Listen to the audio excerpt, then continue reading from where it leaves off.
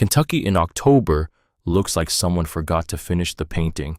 The hills roll on, amber and rust, and the deep brown of turned earth, and somewhere in the middle of all that color, at the end of a gravel road nobody uses anymore, there is a farm that looks like it has been waiting a very long time for something.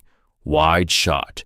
The land first. 40 acres of it flat and quiet under a pale sky.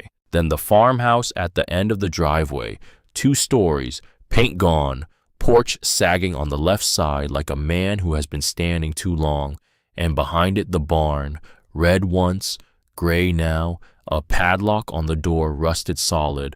Closer, the padlock, the rust, the way it catches the afternoon light like something that has kept a secret for so long, it has forgotten what the secret was. A boy stands at the end of the driveway, 16 years old, 1 duffel bag, a golden retriever beside him. He has $47 in his pocket. He has nowhere else to go. He looks at the barn. The barn does not look back, but something underneath it does. Part 1. What they left him. The morning of the funeral, Lucas Hale wore the only dress shirt he owned. It was his great-grandfather's, too wide in the shoulders, too long in the sleeves. He'd rolled the cuffs twice and still looked like a boy playing dress-up in a dead man's clothes, which he supposed was exactly what he was. Copper sat beside him in the church pew. Nobody said anything about the dog. Nobody had the nerve. The golden retriever was 2 years old and 70 pounds of warm gold fur, and he leaned his whole weight against Lucas's leg like he understood exactly what was happening. Maybe he did. Dogs know things people don't say out loud. The church smelled like old wood and lilies, white lilies everywhere. Ruth Hale had requested them specifically, according to Uncle Garth, who had apparently taken charge of every single detail of a funeral that wasn't his to manage. Garth stood near the entrance in a dark suit that fit perfectly, shaking hands, accepting condolences, nodding with that particular expression men wear when they want to appear grief-stricken but are actually thinking about something else entirely. Lucas watched him. Garth was 52, salt and pepper hair, the kind of handshake that lasted exactly 1 second too long.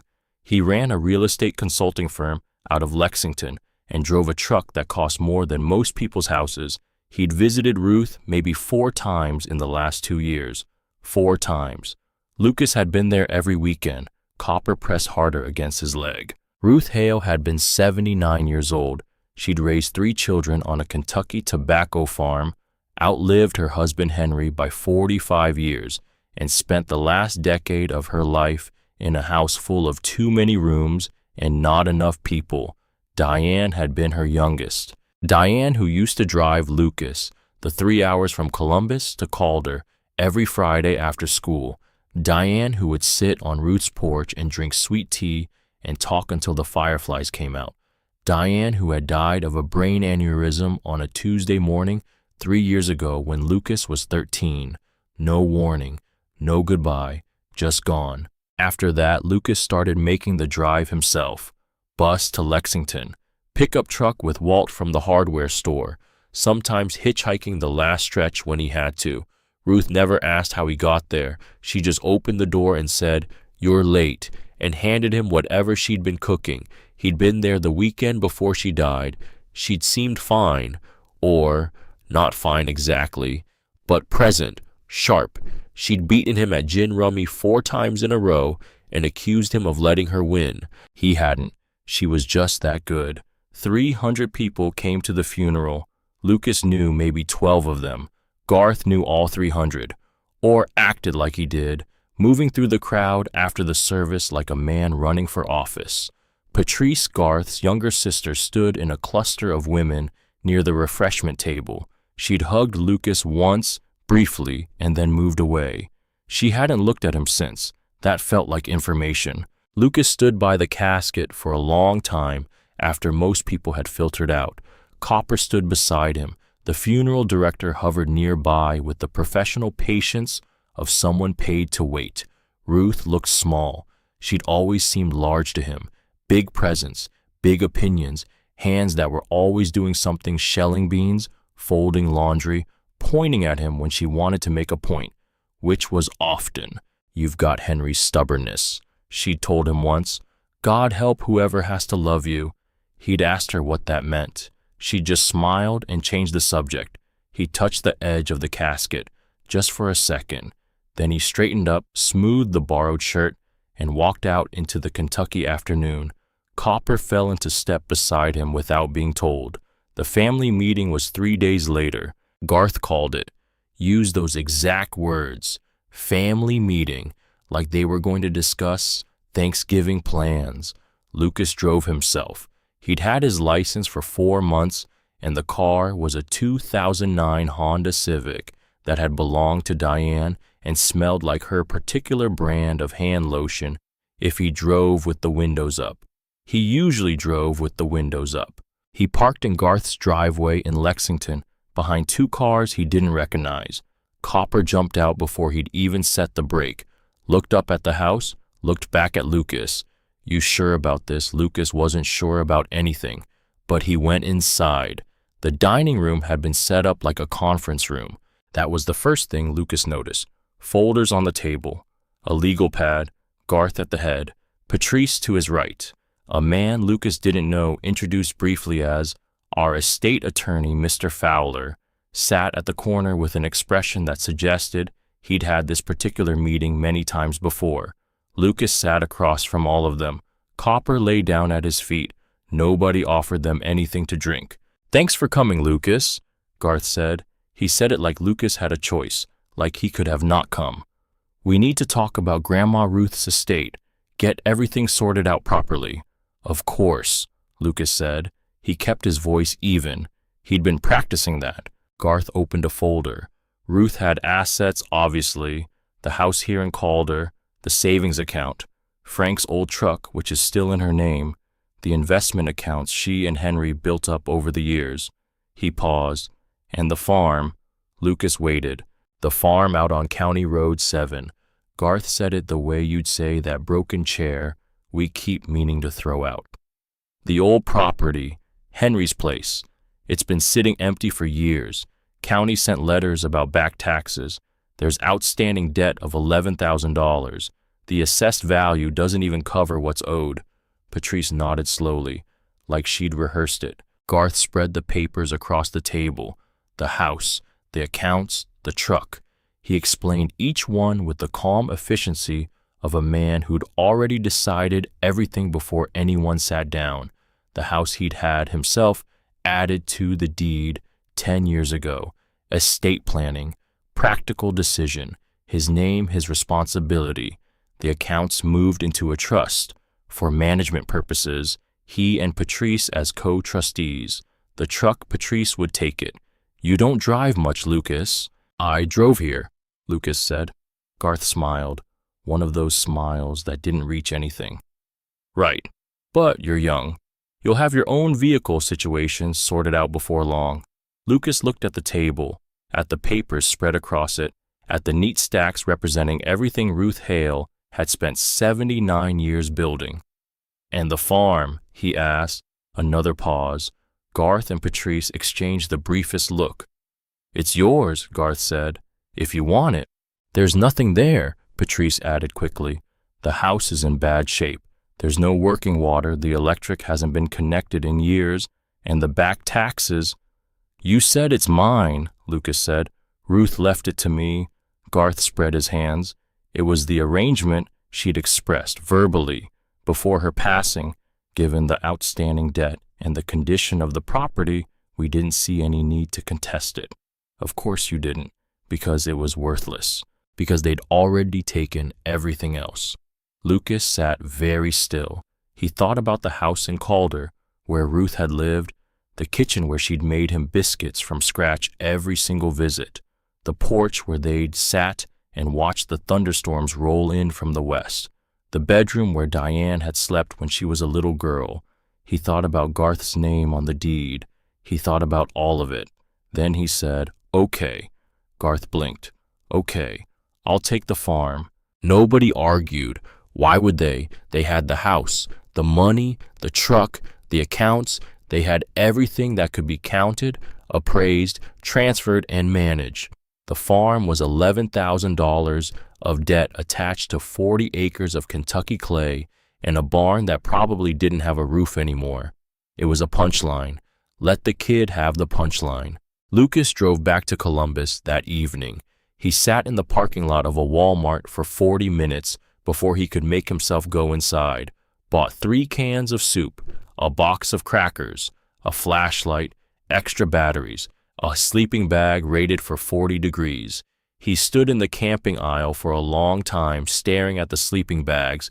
Copper sat beside the cart watching him with that calm, golden patience. "What are we doing?" Lucas asked himself. "I have no idea," he answered. He bought the sleeping bag anyway. He packed everything he owned into one duffel bag and a backpack. It wasn't difficult. He didn't own much. Some clothes, his mother's copy of To Kill a Mockingbird that he'd read so many times the spine was white, a photograph of Diane taken at Christmas the year before she died. She was laughing at something just off camera. He'd never know what. He left the key to the apartment on the kitchen counter. He'd been renting a room from a woman named Carol who worked nights at the hospital and barely noticed when he came and went. He left 2 months' worth of saved cash for the remaining rent. It wasn't quite enough, but it was close. He took the bus from Columbus to Lexington, then another bus from Lexington to a town called Calder, Kentucky. Copper took up most of the seat beside him. Nobody complained. The flat suburbs of Ohio slowly turned into something different. Rolling hills, bare trees, red clay peeking through the grass on the hillsides. October in Kentucky looked like someone had spilled a jar of amber and just left it there. Lucas watched it out the window. He didn't sleep. The bus dropped him at a gas station on the edge of Calder. Calder wasn't much. 2-block Main Street, hardware store, a diner with a handwritten menu taped to the window, a post office that looked like it hadn't been painted since the 1970s. Lucas asked the gas station attendant for directions to the Hale farm out on County Road 7. The man looked at him for a long moment, at the duffel bag, at the golden retriever sitting at his feet, at his face. "You Henry's people?" he finally asked. "His great-grandson," Lucas said. "Sort of. His daughter's daughter was my mother." The man nodded slowly. "Road's about 4 miles east. Can't miss the turn. Old mailbox still has the name on it." He paused. "Nobody's been out there in a while, son." "I know." "Long while." "I know." Copper looked up at Lucas, then at the man, then back at Lucas. 4 miles, Copper seemed to say. "Let's go then." They walked. 4 miles on a 2-lane road with no shoulder and a duffel bag that got heavier with every step. It took almost 2 hours. A truck slowed down halfway there. Woman in her 60s feed cap window rolled down. "You headed somewhere specific, honey, or just general nowhere?" "Hale Farm," Lucas said. "County Road 7. Her eyebrows went up. "Henry's old place." "Yes, ma'am." She studied him. "The dog, the bag. You want a ride?" "I'm okay, thanks."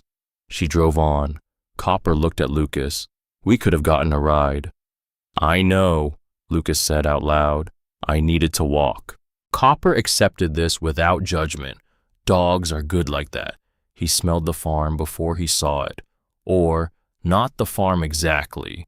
The particular smell of a place that's been empty for years. Old wood drying in sun, grass growing where it shouldn't. Something underneath that was rust maybe, or just time. The mailbox was still there, Hale in faded black letters on a rusted tin box that leaned at about a 30-degree angle. The driveway was barely visible through the weeds that had pushed up through the gravel. Saplings had started to take root along the edges. Lucas stood at the end of it for a long moment. Copper sat, waited.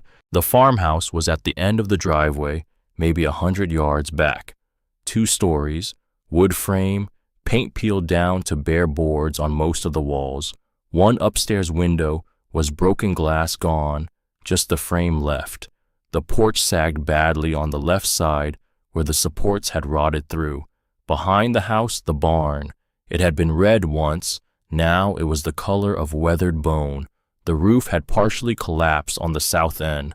A padlock hung on the main door, rusted solid. Lucas had been here twice as a kid, once when he was 6, once when he was 9. He remembered it being big, green fields, a tire swing behind the barn, Ruth making lemonade in the kitchen. He didn't remember it looking like this. What happens to a place when nobody loves it? This, apparently. He picked up the duffel bag, walked toward the house. The front door was unlocked. It had always been unlocked, Ruth had told him once. Henry never locked the house, just the barn. Lucas pushed the door open and stepped inside. The air was trapped, stale in the particular way of rooms that haven't been breathed in for years. Dust on every surface, spiderwebs in the upper corners of every window. But underneath all of it, the faint ghost of a smell he recognized. Something warm, something that might have been wood smoke and old cinnamon. Ruth had been here last spring. He knew that. She'd driven herself down to check on things. She'd said, waving off his offer to come with her, "I don't need a chaperone, Lucas." He'd worried about her the whole weekend. He walked through the rooms slowly. The kitchen had dishes in the cabinets, blue flower pattern, old-fashioned, the kind of dishes nobody made anymore.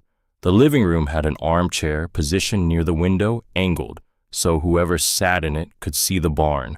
There were ashes in the fireplace from Ruth's last visit, or maybe from years ago. No way to tell. He found the fuse box in the hallway, flipped the main breaker. Nothing. Tried the kitchen faucet. Dry. He stood in the kitchen and looked out at the barn through the window. The padlock on the barn door caught what was left of the afternoon light, rusted, intact. Henry had never let anyone in that barn. Ruth had mentioned it once, years ago, the way you mention something you've long since stopped thinking about. Your great-grandfather was particular about his barn. Private man. She'd said it like it was just a fact about him, like saying he was tall or liked strong coffee. Lucas had been 8 years old and hadn't thought to ask why. He thought about it now. He had $47 in his wallet, no working electricity, no water, temperatures dropping to the low 40s at night. He had a sleeping bag rated for 40 degrees, and a golden retriever, and absolutely nowhere else to be. He sat down on the kitchen floor back against the cabinet. Copper came over and settled across his feet, all 70 pounds of him, and rested his chin on Lucas's knee. "Okay," Lucas said to the empty kitchen. "Okay." The first night he slept on the floor of the bedroom with the sleeping bag and Copper stretched alongside him for warmth. He woke at 4 in the morning to the sound of wind in the trees and something skittering in the walls. Lay there for 2 hours listening, watching the darkness, thinking about his mother. Diane Hale had never talked much about this farm. Not directly. She'd bring Ruth up constantly. "Ruth said this. Ruth told me that Ruth used to make this recipe," but the farm itself was almost never mentioned. When it was, she'd say something vague. "It's just land, Lucas. It's just an old place," and then change the subject. He'd never pushed. He wished now that he had. He got up at dawn and started cleaning. It took 3 days. He swept every floor, scrubbed the bathroom with what he found under the kitchen sink, old bleach, a brush so stiff it was almost solid. He scraped mold from the tile grout with a butter knife, carried armloads of dead leaves and mouse nests and unidentifiable debris out to a burn pile behind the house. He found canned goods in the cellar.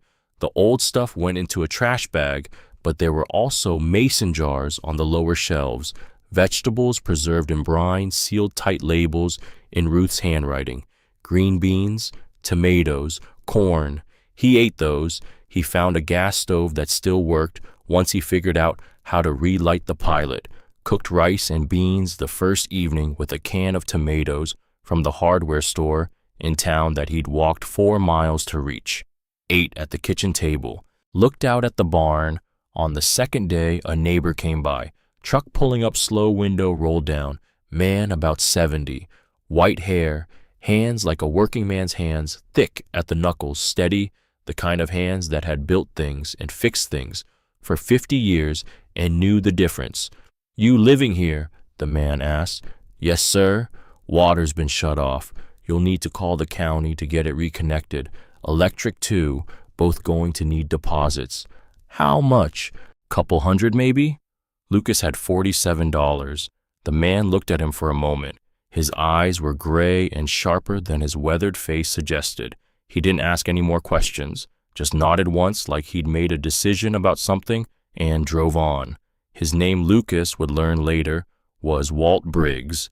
The next morning, there was an envelope in the mailbox. No return address. Inside $300 in 20s, and a single note card with shaky handwriting. Ruth was good to this town. Welcome home. Lucas stood at the mailbox for a long time. Copper sniffed the envelope thoroughly, then looked up. "Well, I don't know who sent it," Lucas said. He called the county that afternoon from a payphone outside the hardware store, got the water and electricity scheduled. By the end of the first week, the house was livable. Not comfortable, not warm, but livable. The water ran brown for 15 minutes, then cleared. The electricity worked in every room except the upstairs bathroom. Lucas sat at the kitchen table every evening and looked at the barn. He met Walt Briggs properly on the 8th day. He'd walked to town for supplies and stopped at the hardware store, which also sold a narrow selection of groceries, soup crackers, coffee in a big metal can. He was standing in the coffee aisle doing math in his head when someone said, "You're Lucas." Not a question. He turned around. The man from the truck. Up close, he was taller than Lucas had realized. Broad through the shoulders, though age had started to curve them slightly. Gray eyes that were sharper than his weathered face suggested. "Walt Briggs," the man said. "I live about a mile and a half past your property. Knew your grandmother. Knew your great-grandfather before that." "Did you send the money?" Lucas asked. Walt looked at him for a moment. "Henry was a good neighbor for a long time," he said, which wasn't exactly an answer. Lucas accepted it. "The house is in okay shape," Lucas said. "Better than it looked. The barn," he stopped. "What about the barn?" "I haven't gone in yet." Something shifted in Walt's expression. Small, hard to name. "What's stopping you?" Lucas thought about how to say it. "It's locked, and there's something about it." He paused. "My grandmother said Henry kept that barn private his whole life, and then she left the farm to me." He met Walt's eyes. Those two things feel connected. Walt was quiet for a moment. Then he said, "Come have coffee sometime. My place." "Okay." "Not sometime. Tomorrow morning." Lucas looked at him. "Okay." Walt nodded once and walked away with his box of supplies. Copper watched him go. "I like him," Copper seemed to say. "You like everyone," Lucas said. Copper didn't deny it. That afternoon, Garth's car appeared at the end of the driveway. A black Chevy Tahoe. Clean. Too clean for a gravel road. It sat at the end of the drive for a full 3 minutes before it moved up toward the house. Garth got out. He was dressed like he always dressed, like someone who wanted you to know his clothes were expensive without saying it directly. He looked around the property with the kind of look Lucas was starting to recognize, not looking at the house or the fields, looking at the land, the acreage, the boundary lines. "Lucas," he said, surprised tone, which was fake. He'd known Lucas was here. "Uncle Garth, didn't realize you'd actually come out here." He glanced at the house. "It's in rough shape." "It's better now." Garth walked toward the barn without being invited to, just drifted in that direction, hands in his pockets, like he was just wandering, like it was casual, like he wasn't deliberately walking the perimeter of something, measuring it with his eyes calculating. Copper moved from beside Lucas and positioned himself between Garth and the barn door. Garth stopped, looked down at the dog. Copper didn't growl, didn't bark, just stood there with his tail completely still, looking up at the man with calm, steady eyes. "Nice dog," Garth said. "He is," Lucas agreed. They looked at each other across the yard. "Just checking in," Garth said, "making sure you're settled.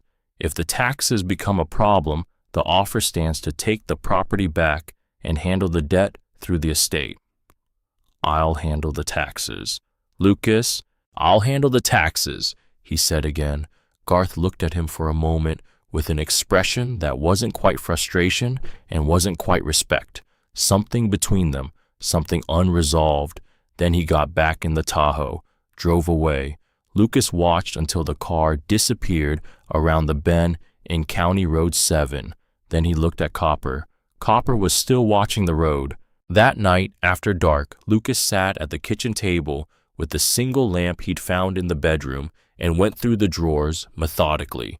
He wasn't sure what he was looking for. He went through the kitchen drawers first. Rubber bands, old takeout menus from a diner that had probably closed years ago, a flashlight that didn't work, 3 pens and a pencil worn to a stub, a small notebook full of grocery lists in Ruth's handwriting. He sat there for a while with the grocery list notebook. Butter, coffee the good kind, eggs, rice, cornmeal, and something for Lucas's visit. She'd written that last line, something for Lucas's visit. She'd been planning to see him again. He put the notebook down carefully, like setting down something fragile, and kept looking. The living room had a small desk in the corner he hadn't fully gone through. He'd opened the top drawer earlier, found bills and old correspondence, and set it aside for later. Now he opened the bottom drawer. It was mostly empty, but at the back, pushed flat against the wood, was an envelope, cream-colored, a little yellowed at the edges, his name on the front in Ruth's handwriting. Lucas, just that. He sat down on the dusty floor with his back against the desk. Copper came and settled beside him immediately, warm and solid. Lucas looked at the envelope for a long moment. Then he opened it. The note inside was short, half a page. Written recently, the pen marks were still dark, not faded at all. "Lucas, if you're reading this, you came. I knew you would. The farm is yours. Don't let anyone tell you different. Not Garth, not anyone Garth brings with him. 2 things you need to know. First, there is a trust, a legal document, not the will Garth read at that meeting. Something older, something he doesn't know about. It protects this land in a way nothing else can. Second, find Walt Briggs. He knows things I couldn't tell you while I was alive. He's been keeping something from me for a very long time. He's been waiting for you. Trust him. There's more to this farm than anyone knows, more than Garth knows, more than I could say out loud. You'll find it." "I'm sorry I didn't have more time to explain. I thought I had more time. I love you. You were the best thing Diane ever did." Ruth Lucas read it twice, then a third time. He sat on the floor of the dark living room for a long time after that. The lamp from the kitchen threw a narrow slice of yellow light across the doorway. Copper's warmth pressed steadily against his side. A trust, Lucas thought. Something older, something Garth doesn't know about. He thought about the Tahoe in the driveway, Garth walking the perimeter of the barn, the way he'd measured the land with his eyes like it was already his. He didn't know. Garth didn't know. Whatever Ruth was protecting, whatever was on this farm that she couldn't say out loud, Garth had no idea what it was, which meant Lucas still had time. Trust Walt, she'd written. He'd already been planning to. He went to sleep with the note folded in his jacket pocket. Woke up at 2 a.m. to Copper gone from beside him. That was wrong. Copper didn't leave at night, not without waking him first. Lucas sat up, listened. From somewhere outside, faint but distinct a sound, scratching. He grabbed the flashlight and went downstairs. The back door was open, not broken open. He must not have latched it properly when he'd come in from checking the burn pile the evening before. He stepped outside into the cold October dark and swept the flashlight around the yard. Copper was at the far end of the property, by the barn, not at the door, not on the south side where the roof had collapsed, at the northeast corner of the building where the original siding met the newer repair work that Henry had done at some point when Lucas couldn't have said. The repair was older than he was, but it was different from the rest of the siding. Newer boards, different weathering pattern. Copper was digging. Not anxious digging. Not I smell a rabbit digging. Something different, deliberate, focus. He'd been at it long enough to clear a full foot of earth, the dirt piled behind him in a careful mound. Lucas crossed the yard in the dark, crouched down beside the dog. "What is it?"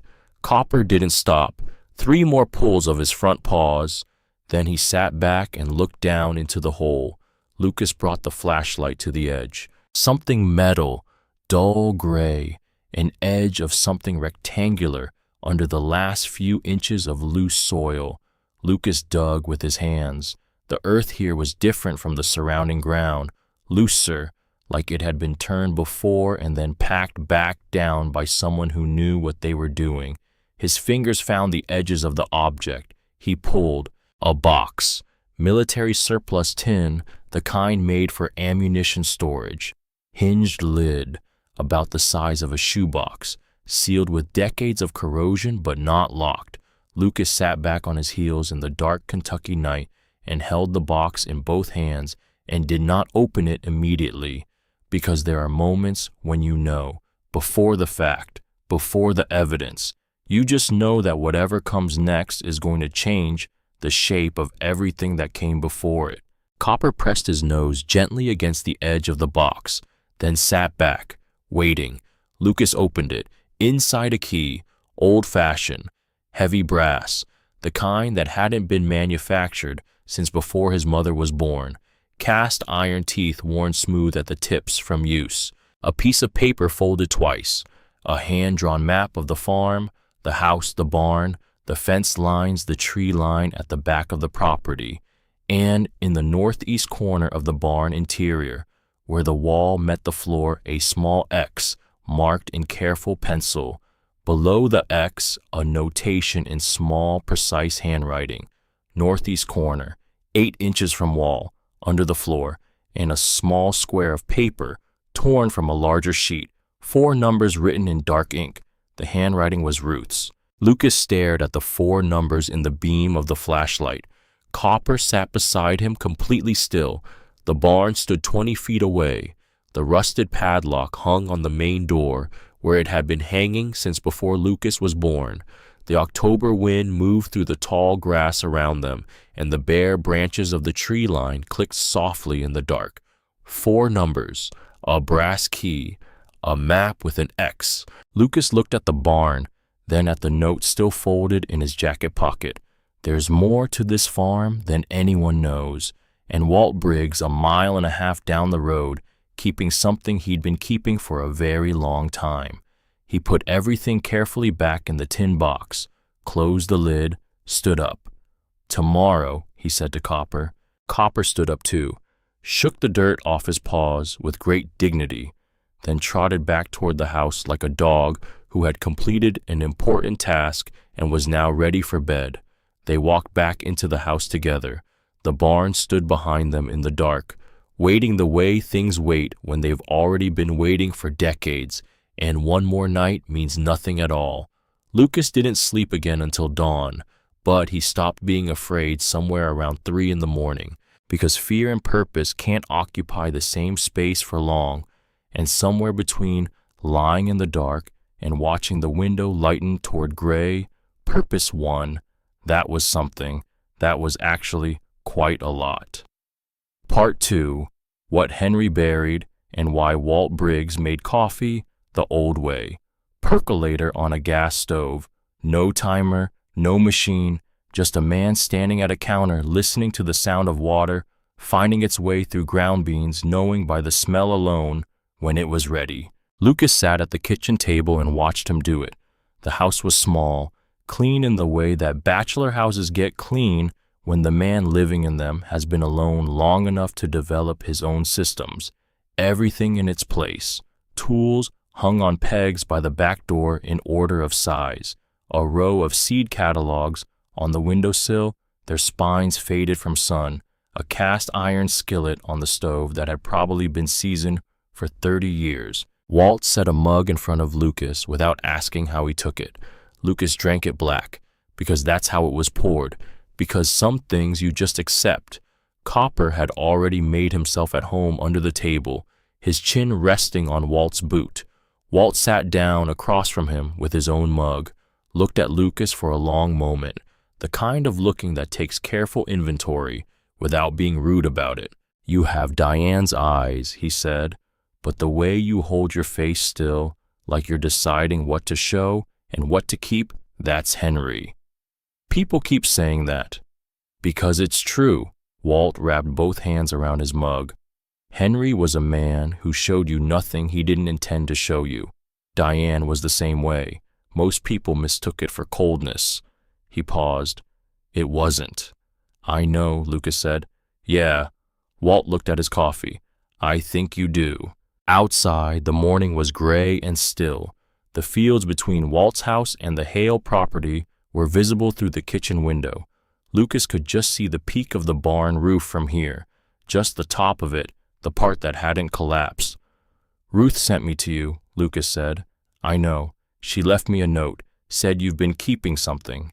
Walt nodded slowly, like he'd been waiting for this particular sentence for a long time and was taking a moment to acknowledge its arrival, to honor it almost. "She also said," Lucas stopped, put the mug down. "She said there's more to the farm than anyone knows." Walt looked at him steadily. His gray eyes didn't shift. "Did you bring the key?" he asked. Lucas pulled the tin box from his jacket and set it on the table between them. Walt looked at it for a long moment without touching it. Something moved across his face, not grief exactly, more like the weight of a very old memory finally being allowed to surface. "Henry gave me something to keep," Walt said. "The night before he went into the hospital, March of 1979. Ground was still frozen hard. He came to my door at 8 in the evening with an envelope, and he said, 'Walt, when the right person comes looking, you give them this.' He was sick by then. He knew what was coming." Walt stood up, went to the back room, came back carrying a flat envelope, the kind used for legal documents, long, cream-colored, yellowed at the edges, but intact, sealed, and unopened. He set it on the table beside the tin box. Lucas looked at it. "He said I asked him how I'd know the right person." Walt sat back down. He almost smiled. "He said they'll have the key." "And Ruth. Ruth called me the week after Henry died. Said she knew about the envelope. Said she'd lapsed the trust document through the county courthouse in 1982, 3 years after he was gone, because she wanted it done right and legal and on record where it couldn't be touched. She'd set it up the way Henry had always intended, but never gotten to the farm held in trust for Diane and her children after her. She named me as a witness on the document and asked me to keep the original copy." He paused. "I've had it for 42 years. She never told Garth. She never told anyone. That was the whole point." They drove to the farm in Walt's truck. Walt had a compressor in his barn, a proper one, the kind that powered real pneumatic tools. He loaded it into the truck bed without being asked, along with a pneumatic hammer and 2 cold chisels, a flat shovel, and a pair of work gloves. Lucas didn't ask how he knew they'd need it. Some things you just know when you've been waiting 45 years for a morning like this one. They set the compressor up outside the barn's east-facing wall and ran the air hose through the gap where the siding had warped away from the frame over decades of freeze and thaw. Lucas unlatched the main barn door with the brass key from the tin box. The padlock opened on the first try, the mechanism clicking over smooth as the day it was made, like it had been waiting. Inside the barn smelled like old hay and time, and something else underneath, something Lucas couldn't name yet, something that wasn't rot and wasn't rust and wasn't the usual smell of an abandoned place. Walt swept his flashlight across the floor. Lucas stopped. The floor was concrete, not packed earth, not wooden planks, poured concrete, smooth and consistent, stretching wall to wall across the entire barn floor, gray, unbroken. "That's not normal," Lucas said. "No." Walt agreed. It isn't. They stood there for a moment, both of them understanding at the same time what it meant. When a man pours a concrete floor in a working barn, when he does it himself, carefully in the middle of his life, and never explains why to anyone, when he keeps that barn locked for 20 years and then goes to the hospital with an envelope in his hand and a key he's leaving for someone who hasn't been born yet. You don't pour concrete like that unless you're keeping something under it. Lucas walked the floor slowly, kicking hay aside as he went. The concrete was consistent everywhere he checked.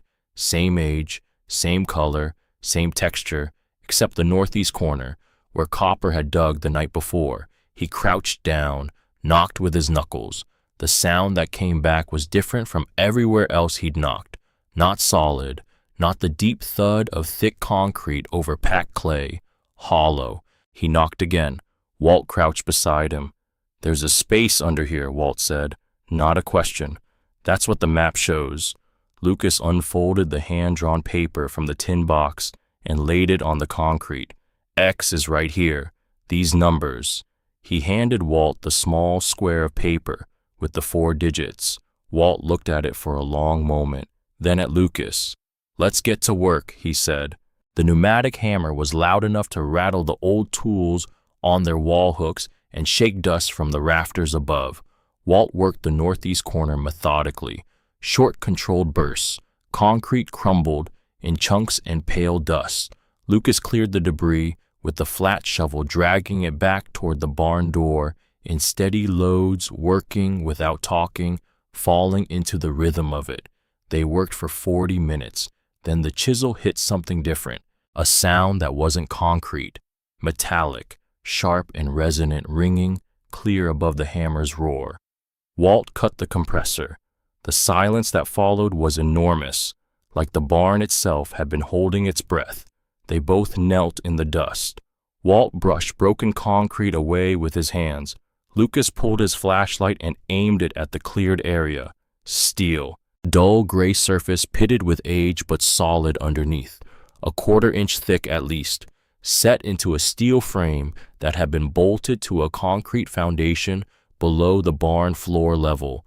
The frame itself was anchored deep, mortared in, immovable. A hatch, square, maybe 4 feet across, with a combination dial on a heavy latch mechanism centered on the near edge. The dial was the kind made for serious use. Thick, precise, the markings still legible after all these years. Lucas looked at the 4 numbers on the small square of Ruth's paper. He looked at the combination lock. He knelt down and dialed it. Left to the first number, right to the second, left to the third, right to the 4th. The lock clicked open. He sat back on his heels and stared at the open latch. That's what the numbers were for, he said. His voice came out quieter than he intended. Walt put a hand briefly on his shoulder, said nothing, just helped him get the hatch open, both of them gripping the heavy steel frame, the hinges groaning from decades of disuse, protesting, then giving, swinging back and holding. Cool air rose from the opening, dry, controlled, not the damp cold of a hole in the ground, something else, the smell of something sealed and preserved and kept at a steady temperature for a very long time, something sweet underneath, something that was wood and oak and thyme. A steel ladder descended into darkness below. Lucas took the flashlight, looked at Walt. I'll go first, Walt said. No. Lucas gripped the top rung. The steel was cold through his palm. Henry was my family. Walt stepped back without argument. Lucas went down. 8 rungs, maybe 10 feet. His boots touched concrete floor. He turned on the flashlight and swept the beam across the darkness and stopped breathing. The vault ran the full length and width of the barn above it. A room dug deep into the Kentucky clay, not a hole, not a pit, but a room, planned and built, walls lined with poured concrete, smooth and solid and straight, ceiling reinforced with steel I-beams that still held true. In the far wall, a ventilation system, a pipe rising up through the earth with a hand-built mechanical damper, a masterwork of practical engineering that had kept air moving, kept temperature steady, kept humidity controlled for decades without anyone above ground knowing it existed or maintaining it. Henry had built something meant to outlast him. It had. And the shelves, floor to ceiling, wall to wall, wooden shelving units, dozens of them, built from the same careful, deliberate hand that had built the barn above. Each shelf loaded with bottles, glass bottles, dark amber glass, sealed at the neck with red wax. Hundreds per shelf, thousands in the room. Lucas walked forward like a man moving through a dream. He reached out and took a bottle from the nearest shelf. Thick glass, wax seal unbroken, a label in careful handwriting, the ink still dark after all these years, the paper still white where the wax had protected it. Hale Reserve, 1953, barrel 3, bottle 22. He held it up to the flashlight. The liquid inside was the color of dark honey, clear and deep and perfect. Whiskey. His great-grandfather had been making whiskey. Walt came down the ladder behind him, stood at the bottom rung and swept his own flashlight slowly around the room. He didn't say anything for a long time. Then quietly, almost reverently, "Good Lord." Lucas walked the shelves. The bottles were organized by year. He found 1951 at the far end and worked forward through the decades. 1952, 1953, all the way to 1968. 18 years of production. Every bottle labeled, dated, numbered, every wax seal intact. He did rough math in his head. 5, maybe 6,000 bottles, maybe more. He told me he kept bees, Walt said eventually.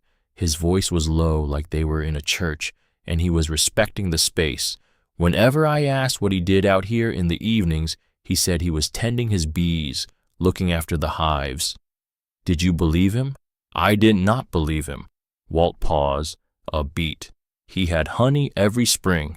Lucas almost laughed. He pressed the back of his hand to his mouth instead. At the far end of the vault, a workbench ran the length of the wall, clean and organized, completely untouched by the decay that had claimed everything above ground. On the pegboard above it, copper tubing coiled in loops, glass instruments of various sizes, precision hydrometers in a wooden rack. On the bench surface, notebooks stacked in a careful pile, their spines labeled by year, and in the center of the bench, weighed down by a single full bottle of the darkest whiskey Lucas had yet seen, an envelope, Ruth on the front, in Henry's handwriting. Lucas stood in front of it for a moment. Then he picked it up, carried it to the ladder, and climbed up into the barn. He sat down in the rectangle of pale October light coming through the open door. Copper came immediately and settled beside him, pressing the whole length of his side against Lucas's leg. Walt stayed below, walking the shelves, slowly giving Lucas whatever privacy a barn in Kentucky could offer. Lucas broke the wax seal on the back of the envelope, pulled out the letter, 7 pages in Henry's small, careful handwriting, every line straight, every word chosen with the care of a man who knew he was writing something that would be read after he was gone. He read it. Ruth, if you're reading this, I'm gone, and I owe you the truth about the years you spent not asking me questions you already knew the answers to. I started in 1949. The war was behind me, and I came home to 40 acres that wouldn't grow enough to matter, and a wife who deserved more than I had any right to offer. My father had taught me one thing before he died: how to make whiskey, clean whiskey, properly aged. It was illegal. Federal crime state, crime county crime, all of it. I knew that, and I did it anyway, because you were pregnant and the well ran dry in August, and I was 24 years old with a skill the world would pay for and nothing else to offer you. I was good at it, better than good. Word got around the way word gets around in Kentucky, careful and quiet, but faster than you'd think. Men came from Louisville, from Lexington. One man drove from Nashville 4 times in a single year. I charged what it was worth, and they paid it without argument. By 1953, I had enough money to dig. I did the digging myself, Ruth. Every shovel of clay, every bucket of dirt hauled out in the truck at night and spread in the back fields so no one would notice the displaced earth. 2 years of nights and weekends. I hired a crew from out of state to pour the concrete, men who didn't know where they were and didn't ask. I built the shelves myself. I built the ventilation system from plumbing parts and what I'd learned from my father about keeping a cellar. And when it was done, I had a room nobody knew about under a barn, nobody cared about on a farm, nobody watched closely. And then I made whiskey for 18 years. I could have sold the collection and lived rich.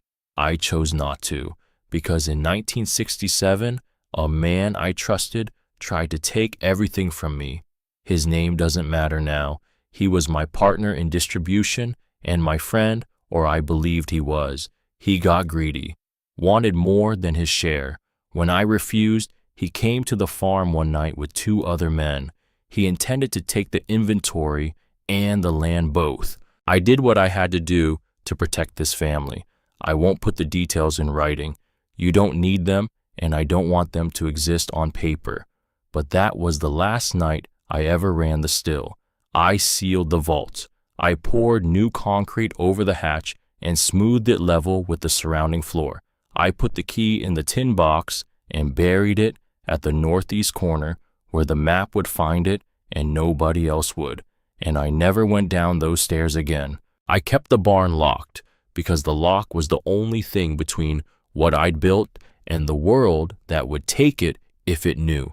A man who shows the world everything he has is already halfway to losing it. So I showed the world nothing. I drove the same truck for 20 years. I wore the same boots until they fell apart, and then I patched them. I lived on what the farm grew, and I kept this secret buried, waiting for the right moment. The right moment, Ruth, is when someone needs it more than I needed to protect it. The bottles are worth money. I don't know exactly what I'm not a businessman, never claimed to be, but I know what aged bourbon becomes with time, and these have had a great deal of time. The trust document is with Walt. He's had it since the week before I went into the hospital. You'll want to make that legal and on record after I'm gone. Walt will help you. I'm sorry for the evenings I spent in that barn instead of in the house with you.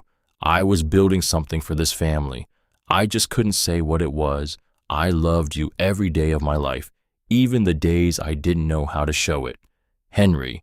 Lucas folded the letter, sat in the barn doorway for a long time without moving. Copper pressed close beside him, not moving either, just present, just warm. In 1967, a man I trusted tried to take everything from me. Lucas thought about Garth in the driveway, measuring the land with his eyes, making offers that sounded like concern. A man who shows the world everything he has is already halfway to losing it. He stood up, walked to the hatch, called down, "Walt." "Yeah." "The letter confirms the trust document." A pause. "I've got it." "I know." Lucas looked down into the vault, at the rows of bottles stretching into the dimness, at the shelves Henry had built with his own hands to outlast him. "Come up. We need to make some calls." Walt had a contact in Louisville. That was how he put it. A contact who happened to have 40 years in the bourbon and spirits trade, who happened to have the expertise Lucas needed, who happened to owe Walt a favor that had been outstanding since 1987. Walt made one phone call from inside the farmhouse while Lucas sat on the porch with Copper, and the October afternoon moved toward evening. The contact arrived the following afternoon in a late-model gray sedan that was considerably cleaner than anything else that had turned up County Road 7 in recent memory. His name was Desmond, 60-something, bow tie on a Tuesday, hands that moved carefully and deliberately when he handled the bottles the way hands move when they've been taught to respect what they're holding. He spent 2 full hours in the vault. Lucas and Walt waited on the porch. Lucas drank coffee that had gone lukewarm. Copper sat on the top step with focused attention on the barn door like he was personally responsible for whatever was happening inside and intended to know immediately when it was done. When Desmond came up the ladder, his face was doing something careful, the particular careful expression of someone who has seen something remarkable and is managing their response because the situation requires composure. He sat down across from Lucas at the kitchen table. "Who made this?" he asked. "My great-grandfather, Henry Hale." "Your great-grandfather," Desmond said slowly, like he was confirming something he wasn't quite ready to believe, was extraordinarily skilled. The aging process, the storage conditions, the sealing technique. I've provided consulting services to museum-quality collections with less care put into them than what's in that room. Lucas waited. "I can't give you a final number today. I need full laboratory analysis, proper provenance, documentation, authentication from my colleagues at the Tasting Institute." Desmond set his clipboard down carefully. "But based on volume, age, and condition, which is, I want to say, clearly remarkable, you're looking at a collection worth somewhere between $9 and $14 million. The number sat in the kitchen air between them. Lucas didn't move. $9 to $14 million. Henry Hale, who had driven the same truck for 20 years, who had patched his own boots, who had lived on what 40 Kentucky acres could grow and never spent a dollar he didn't have to, had been sitting on this the entire time. "If I needed to access some money now," Lucas said, "not the whole collection, just enough to handle some immediate things." Desmond nodded. "Private collectors move quickly when the provenance is sound and the product is this quality.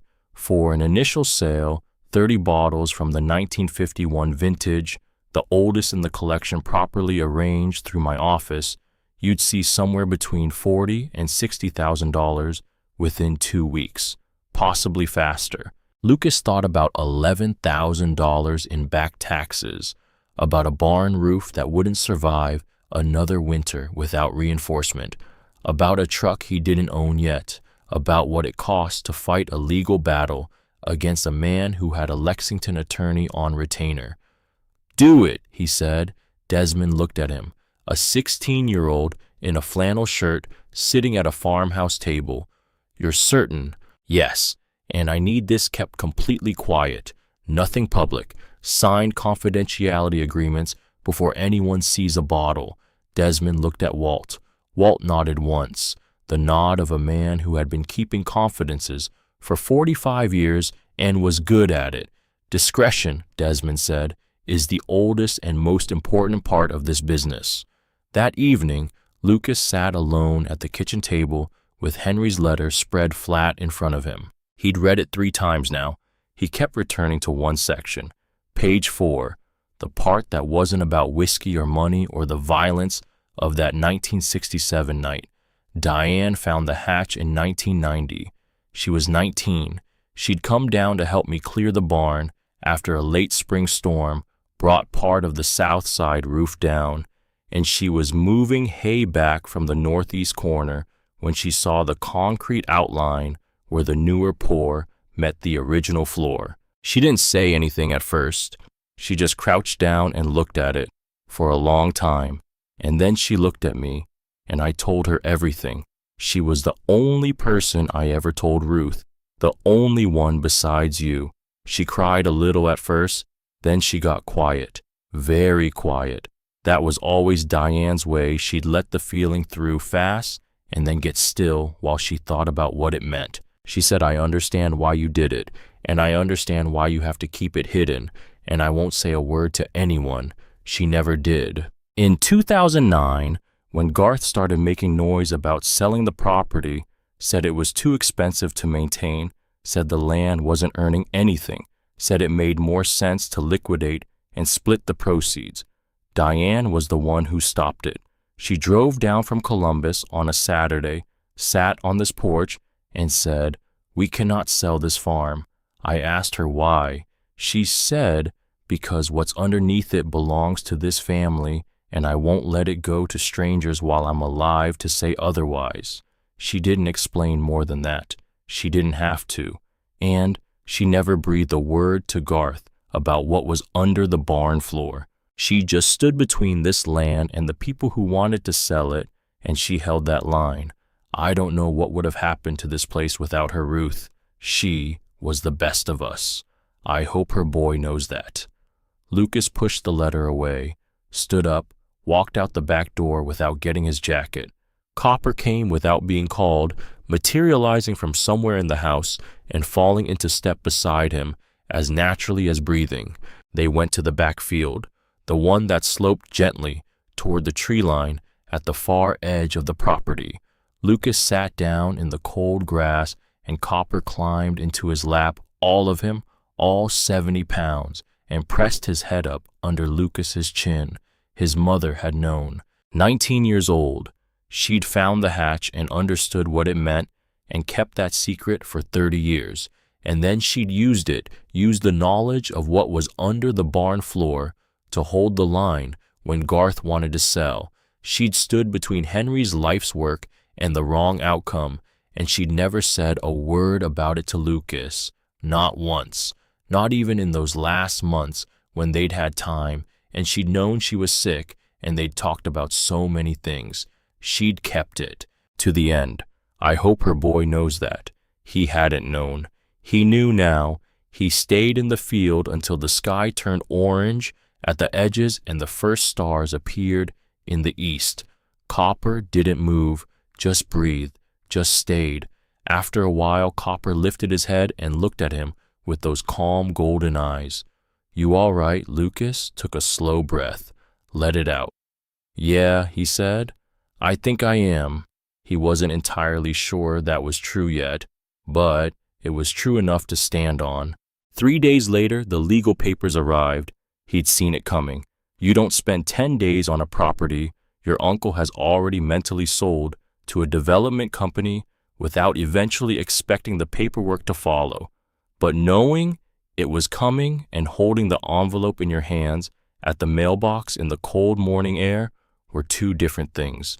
Notice of petition for conservatorship of estate and person. He read it standing at the mailbox. Copper sat on his feet for warmth. Garth and Patrice were petitioning the county court to declare Lucas unable to manage his own affairs.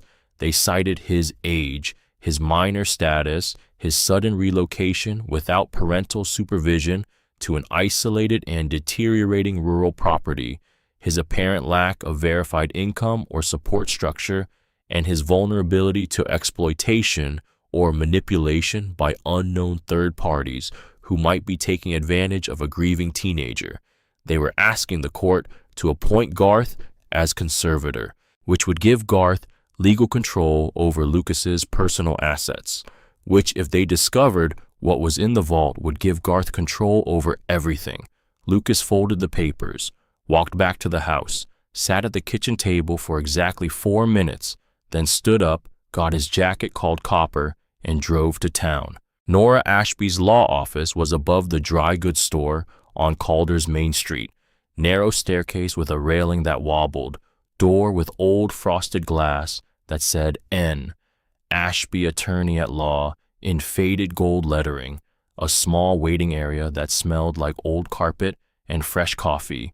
A young woman at a reception desk looked up when Lucas came in. I need to see Nora Ashby, Lucas said. Do you have an appointment? No. The young woman looked at Copper. Copper looked back. He was sitting very properly, ears forward, tail still. The posture of a dog who understood this was a professional environment. She's between appointments right now, the woman said, glancing at her calendar. Give me 1 moment.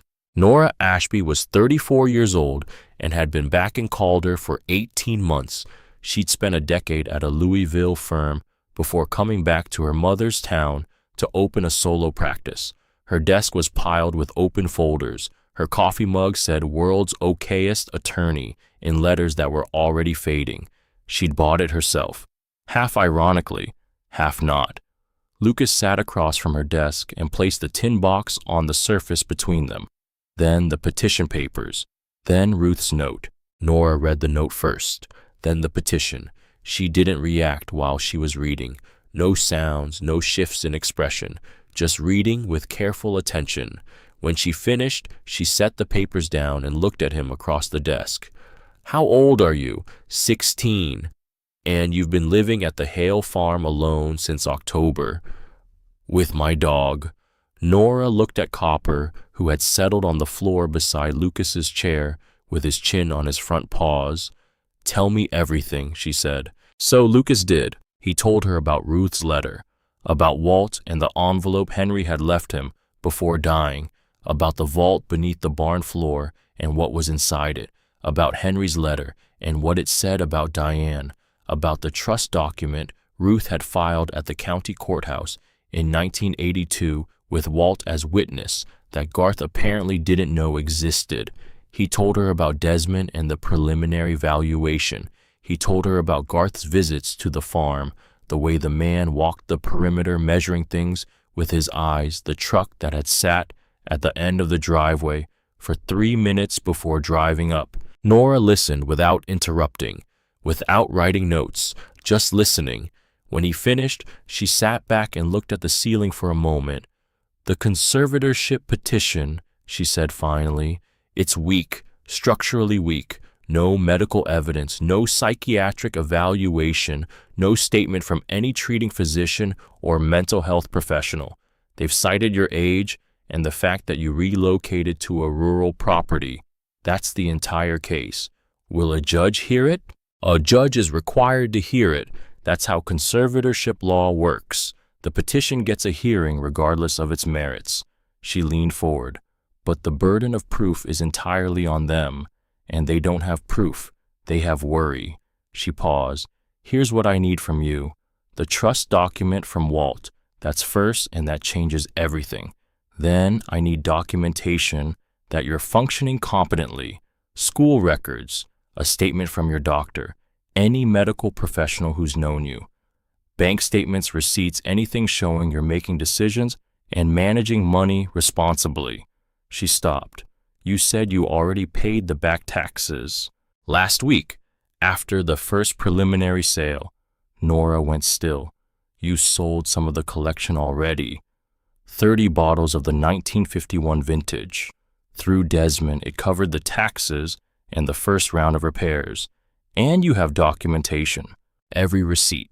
He pulled a folder from his backpack and set it on her desk. Nora opened it. Tax receipt, county stamp and date. Repair invoices with permit numbers. Truck purchase record. Bank statements showing deposits and withdrawals with corresponding receipts. Nora went through the folder carefully, page by page. When she looked up, something had shifted in her expression. Not surprise exactly, more like the recognition of something she hadn't quite expected to find. "You've been documenting everything since the beginning," she said.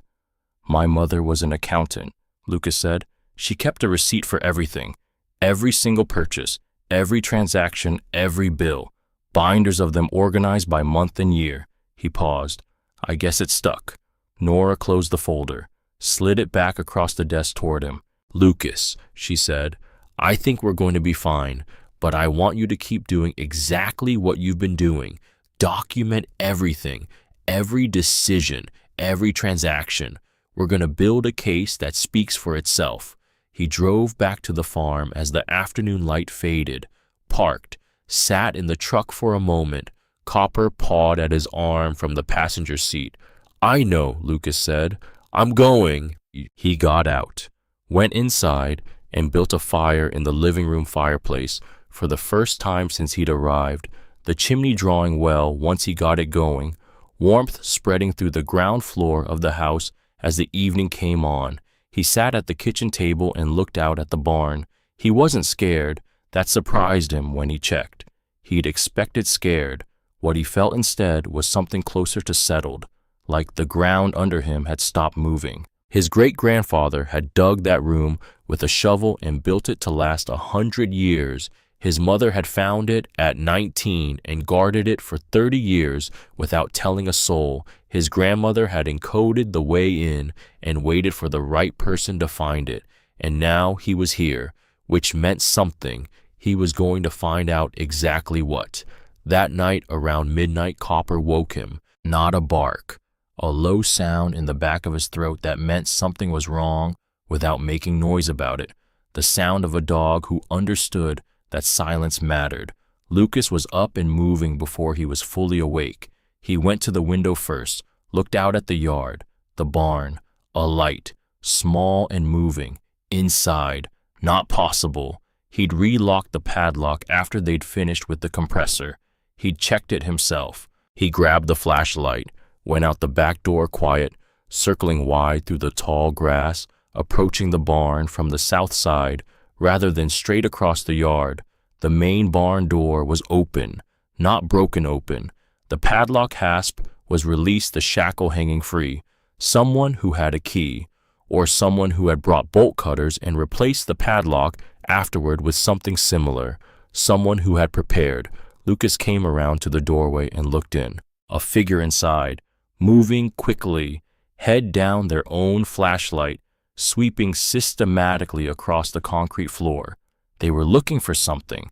Copper came around the other side of the barn and barked. Once, sharp and authoritative. The figure spun. Their light hit Lucas in the face for a half second. Then they moved fast, out the door and past Lucas, and gone footsteps on gravel, fading quickly toward the road. Lucas didn't chase. He stood in the open doorway with his flashlight and looked at the floor. The hay and plywood he'd dragged over the hatch were undisturbed, exactly as he'd left them. Copper walked past him into the barn and went directly to the hatch and sat down on top of it. Directly on top, all 70 pounds of him planted there, with the absolute conviction of a dog who has decided this is where he needs to be and nothing is going to move him. Lucas looked at his dog. "Good boy," he said. He went back to the house and called Walt. 11:53 at night. Walt answered on the second ring like he'd been awake anyway. "Someone was in the barn," Lucas said. "Came in through the main door, had a way past the lock." "Did they get to the floor?" "No. Copper was there before they could start." A brief pause. "I've got a trail camera in my equipment shed, motion activated. I'll bring it in the morning and we'll get it set up." "Walt, who knows about the property? Who might have told Garth there's something worth finding here?" A longer pause.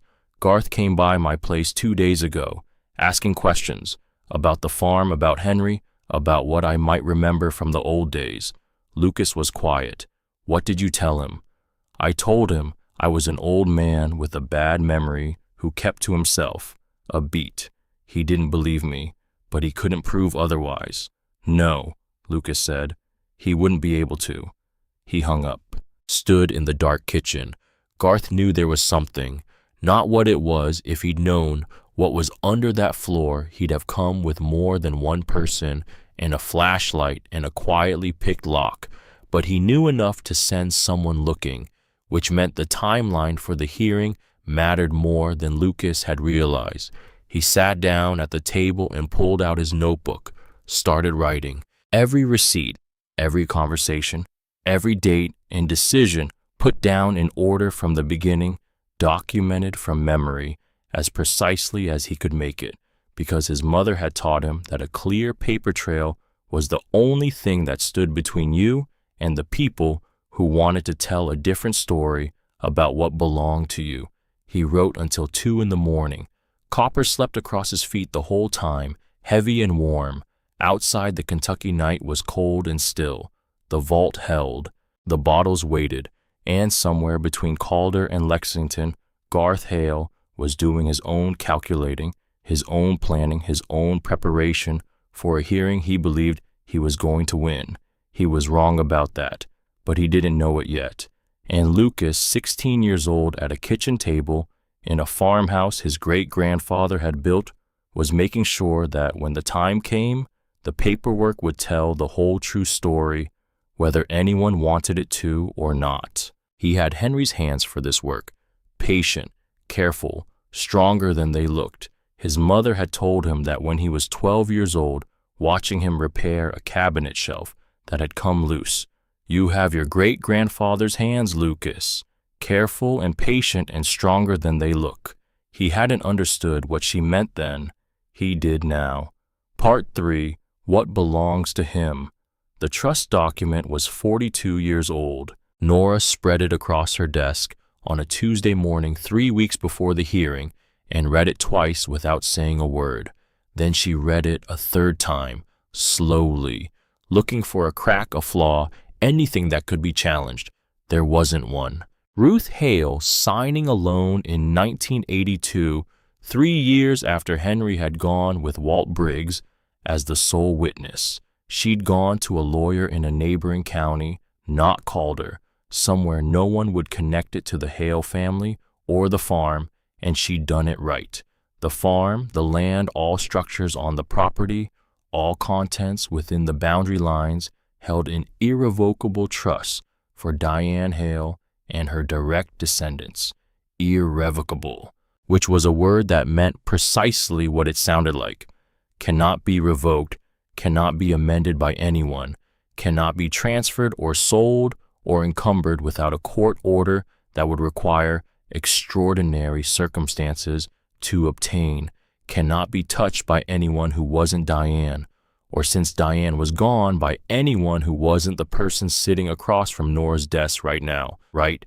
Your grandmother filed this at the county courthouse, Nora said, not this county, Harlan County, where she knew it would sit quietly in the public record without anyone in Calder happening across it. She looked up. It's been there for 42 years. Garth's attorney ran a title search in this county and probably the next one over. They didn't go far enough. Lucas said nothing, which means either they did an incomplete search, Nora said, or they found it and made a decision not to disclose it. Still nothing. Lucas, I heard you. He had heard her. He was just sitting with the particular feeling of having suspected something and having it confirmed out loud by a professional who knew what she was talking about. It felt like something settling, like a weight finding its proper place. Copper was under Nora's desk. She'd stopped remarking on it after his third visit. He was just there now, an established feature of the office on days Lucas came in like the plant in the corner, and the oscillating fan she kept running even in November. The trust protects everything, Nora continued, the land, the barn, and here she pointed to a clause on the second page, precise language that Ruth must have spent real money on a real lawyer to get exactly right. Any personal property situated within the boundaries of the trust property at the time of the grantor's death or left there by the grantor. That's the vault. That's every bottle Henry sealed and shelved and labeled. All of it, Lucas said, every bit of it. He nodded once. And the conservatorship. Nora set the document down, folded her hands on the desk. The trust changes the landscape of the hearing entirely, even in the extremely unlikely scenario that a judge somehow granted Garth conservatorship over your personal affairs, which they won't. I want to be clear. He still couldn't touch the trust property. The trust stands independent of any guardianship arrangement. Henry and Ruth made absolutely sure of that when they structured it. She paused, but we're not going to lose the conservatorship hearing. I want you to understand that. I know, Lucas said. You don't seem worried. I'm not. Nora looked at him for a moment. In 34 years of living and 18 months of solo practice, she'd seen a lot of people in that chair. Frightened people, defeated people, people who had been ground down slowly over a long time until they'd lost track of what upright felt like. This boy looked like he'd decided something and built the rest of his posture on top of that decision. Good, she said. Then let's get everything in order. The 3 weeks before the hearing were the most purposeful of Lucas's life. Not frantic, not desperate. Purposeful the way Henry must have been purposeful when he was digging the vault by hand, one shovel of clay at a time, steady and patient, and pointed consistently in a single direction. He drove to Columbus for a full day and saw his doctor. Full physical examination, cognitive and developmental assessment.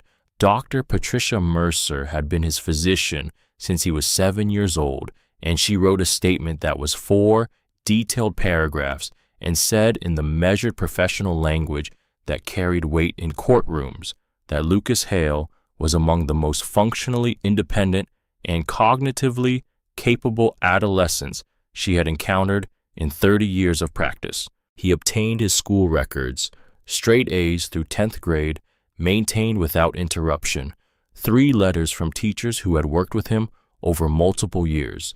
His guidance counselor, a woman named Mrs. Hadley, who had advocated for him quietly through the difficult years after Diane died, wrote a letter that ended, "In 20 years in this role, I have rarely encountered a student who combines Lucas's level of emotional maturity, practical capability, and self-directed determination. Whatever path he chooses, he will find his way." He had no idea she felt that strongly. He filed the letter in the folder with everything else. He called Desmond. "I need to accelerate the preliminary sales," he said. "Before the hearing date, I need a documented paper trail showing the collection is being handled by a professional through proper channels with proper agreements in place." "How many bottles are we talking?" "Enough to make the documentation solid without flooding the market or drawing attention." Desmond was quiet for a moment. "You've been thinking carefully about this. For 3 weeks." Another pause. 50 bottles, the 1954 and 1955 vintages. "I have 3 collectors already in conversations who would move quickly. With my preliminary authentication attached, you're looking at somewhere between 70 and 90,000. Do it. Confidentiality agreements before anything else." He used the money with deliberate care. He paid the next 2 years of property taxes in advance, the receipts stamped and filed. He hired a licensed building contractor from the county to reinforce the barn's structural roof permits, pulled properly, each inspection passed and documented. He had the farmhouse electrical system brought fully up to code by a certified electrician, the work signed off and on record. Every transaction left a paper trail. Every decision was documented before and after. "This woman knows exactly what she's doing," Henry had written about Ruth. Lucas intended for anyone who examined the record to think exactly the same thing about him. Walt came over most mornings during those 3 weeks, not to supervise, not to help with any specific task. He'd simply appear around 7 with a thermos of coffee, and they'd walk the property together while the morning was still quiet and the frost was still on the grass. Walt would tell him things as they walked, small things mostly, how Henry had rebuilt the section of fence along the eastern boundary in 1974 using a joinery technique his own father had taught him, where the creek at the back of the property ran clear year-round and where it went shallow in dry summers, what the soil composition was in the east field and what it had grown in better years and what it might grow again with attention. Lucas listened. He was good at listening. He'd always been good at it. One morning, Walt stopped at the edge of the east field and stood looking out at the bare-turned dirt. "Henry wanted to plant apple trees here," Walt said. "Always meant to, always said next year." "Why didn't he?" Walt was quiet for a long moment. The wind came through the bare oak branches along the fence line. "Because planting apple trees means you're committing to be somewhere in 10 years. You're making a promise to the future." He looked at Lucas. Henry spent a long time not being sure he had a future to commit to. Running an operation like his illegal exposed, if the wrong person talked, it makes a man careful about promises. Lucas thought about that. "He should have planted them anyway," Lucas said. "Yeah," Walt agreed quietly. "He should have." They walked back to the house without saying much more. Copper ran ahead and then back, ahead and then back, the particular motion of a dog who's happy and can't quite locate the center of that happiness, so he keeps moving toward it from different directions. Patrice called on a Wednesday afternoon 10 days before the hearing. Lucas almost didn't answer. He looked at her name on the screen through 4 rings, and his thumb hovered over the decline. But he answered. "Lucas." Her voice had a quality he hadn't heard before, tight, careful, like someone holding something in place with effort. Patrice, silence. I need to tell you something, she said, before the hearing. He waited. I've been going through some of Garth's correspondence. A pause. We share access to the family estate administration account. I have full access to it. Okay. There's an email thread I found. Her voice dropped slightly, not a whisper, just quieter, more careful. Between Garth and a company called Creston Development. The thread goes back 8 months. Something sharpened in Lucas's chest. He went completely still. 8 months ago, he said, Ruth was still alive. Yes. Very quiet now. She was alive, and he was already making commitments to them.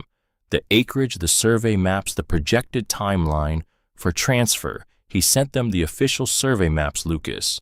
The ones from the county assessor. He sent those before she was gone.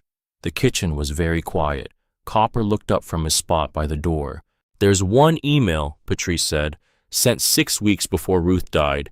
He wrote the exact words are, the property will be available for transfer following completion of estate processing. He sent that while our mother was alive. Lucas said nothing. He needed the estate to go a certain way, Patrice said. He needed his name attached to the right documents. He needed... She stopped, took a breath.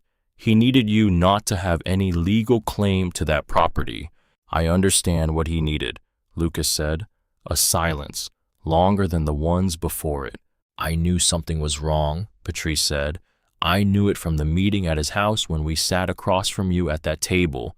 I knew it from the way he handled everything after the funeral. I knew it when he mentioned Creston Development to me months ago. Her voice was rough now. I told myself it was complicated, that family finances are always complicated, that maybe he had context I didn't have. I kept finding reasons to not say anything. He didn't have context, Lucas said. He just wanted the land. No, very quiet. He didn't have context. A long beat. Patrice, will you give the email thread to Nora? The longest silence yet. Yes, she said. That's why I'm calling. He told Walt that evening. They were on the porch with the cold coming on hard, their breath showing in small clouds. Copper was between them on the top step, pressing against both their legs, simultaneously working out his warmth distribution system with the seriousness of an engineer solving a load-bearing problem. Patrice found the emails and she's giving them to Nora, Lucas said. Walt nodded. Once, slowly. She's known something was wrong for a while, Lucas said. People who know the wrong thing and don't say it, Walt said, are usually people who are afraid of something, afraid of breaking something, afraid of what the truth costs. He was quiet for a moment. Doesn't make it right to stay quiet, but it explains the quiet. I'm not angry at her. Walt looked at him. I mean it, Lucas said. She's doing the right thing now. That has to count. Walt looked back out at the fields in the fading light. Henry would have liked you, he said. Just that. Directly. No lead-up. Lucas didn't know what to say to it, so he just said, Thanks, Walt, and they sat there until the cold drove Copper inside to find his blanket, and then a while longer after that 2 people on a porch in November watching the last of the day go out of the sky. The hearing was on a Thursday. The county courthouse in Calder was a 1-story brick building with an American flag on the pole out front and fluorescent lights inside that buzzed the particular way fluorescent lights buzz in government buildings, slightly unhappy, slightly resigned, like they've been there a long time and know they'll be there a lot longer. Lucas arrived 20 minutes early. He wore a gray button-down shirt, dark jeans, and the pair of boots that had belonged to Henry Hale and been kept in the farmhouse closet by Ruth for 45 years. They fit, barely. He'd layered an extra pair of socks. He stood outside the courthouse doors for a moment. Copper was not with him. Nora had gently suggested that a dog in a courtroom, while not explicitly prohibited by Calder County's court rules, represented a variable they didn't need. Lucas had agreed without argument. He'd left copper with Walt, which meant that for the first time since he'd arrived in Kentucky, he was walking into something alone. He straightened his collar, went in. The courtroom was small, wood-paneled walls that had been there since the building went up, 4 rows of gallery benches, a judge's bench elevated just enough to make the architectural point about authority, 1 window on the east wall admitting thin November light. Garth was already at the petitioner's table. Beside him, the attorney from Louisville, expensive dark suit, leather briefcase that looked like it had been selected to signal competence, the practiced posture of someone paid well to project certainty. Garth himself was in charcoal gray, fresh haircut. He'd been coached, and you could see it in the way he held his face. He did not look at Lucas when Lucas came in. Patrice sat in the gallery, 3rd row, by herself, not near Garth's side of the room. She looked like she hadn't slept properly in a week. She met Lucas's eyes when he walked past her row, didn't smile, just held his gaze for a moment, an acknowledgement. He nodded. She looked down at her hands. Nora was at the respondent's table with the banker's box that held everything they'd built over 3 weeks, the trust document, the tax receipts, the medical statement from Dr. Mercer, the school records and teacher letters, the contractor permits and inspection sign-offs, the electrician's certification, the bank statements, every piece of paper in order, every document organized and labeled. Lucas sat beside her. "Ready?" Nora asked quietly. "Yes," he said. And he was. He checked, and he genuinely was. He'd expected to feel something harder, fear maybe, or the sick anticipatory feeling of being in a room where other people held the decision about your life. But what he felt was clear, clean, the way the air feels after a long rain when everything has been washed and you can see farther than usual in every direction. He placed both hands flat on the table and waited. The judge was a woman in her early 60s, silver hair cut short, reading glasses on a beaded chain around her neck. She entered without ceremony and sat and opened the file and read in complete silence for 2 full minutes while the room held still. Then she looked up. "Petitioner's counsel, this court has before it a petition for conservatorship of a minor. What is the basis for this petition?" Garth's attorney stood. He had a voice designed for rooms like this one, measured, authoritative, carrying easily to the back wall. "Your Honor, the respondent is a 16-year-old minor who, in the aftermath of his grandmother's death, abandoned his established residence in Ohio and relocated without adult supervision to a deteriorating rural property in this county. He has no legal guardian present, no verified source of income, and has engaged in significant financial activity whose origin his family cannot account for. We have a reasonable and well-founded concern that he is being exploited by unknown parties who may be taking advantage of a vulnerable and grieving teenager." The judge looked at Lucas directly. "How old are you?" 16, Your Honor. "And you've been living at the Hale Farm on County Road?" 7 since October of this year." "Yes, ma'am." "Alone, with my dog, Your Honor." Something moved in the judge's expression, very small, very carefully controlled. "Respondent's counsel," she said. Nora stood. She didn't perform. She didn't employ the practiced confidence of someone paid to project certainty. She simply laid it out piece by piece the way you build a structure that needs to hold weight. The trust document first, signed by Ruth Hale in 1982 at a county courthouse outside this jurisdiction with Walt Briggs as witness, on file in the public record for 42 years, establishing the farm, the land, and all contents therein as held in irrevocable trust for Diane Hale and her direct descendants, with Lucas as the sole surviving direct descendant. The medical statement from Dr. Patricia Mercer, 4 paragraphs.